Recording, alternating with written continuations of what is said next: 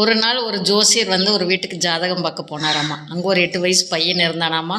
அவனை பார்த்துட்டு இவனுக்கு படிப்பே வராது, இவனுக்கு கல்லுடைக்கத்தான் லாய்க்கிவேன் அப்படின்னு சொல்லிட்டு போயிட்டாராம்மா.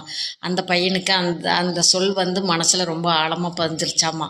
விடாமுயற்சினால படித்து அவன் +2ல் நல்ல மார்க் வாங்கி மருத்துவம் படித்து ஆஸ்பத்திரி கட்டி மக்களுக்கு சேவை பண்ணிகிட்டு இருந்தானாம்மா. கொஞ்ச நாள் கழித்து ஒரு முதியவர் அவனோட ஹாஸ்பிட்டலுக்கு வந்தாராம்மா. கிட்னியில் பிரச்சனைன்னு சொல்லிட்டு எல்லார்த்தையும் விட இந்த முதியவரை ரொம்ப கவனிச்சாங்களாம்மா. அப்போ அவரே கேட்டாராம்மா, ஏன் எல்லார்த்தையும் விட என்னையும் நல்லா கவனிக்கிறீங்க அப்படின்னு கேட்டதுக்கு அந்த டாக்டர் சொன்னாராம்மா, நான் கல்லுடைக்கத்தான் லாய்க்கு அப்படின்னு சொன்ன உங்களால், கணிச்சு சொன்ன உங்களால் உங்கள் கிட்னியில் கல் இருக்குது அப்படிங்கிறத உங்களால் கணிக்க முடியலையே அப்படின்னு சொன்னானாம்மா.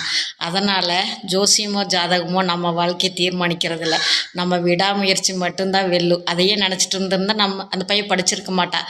அதனால் விடா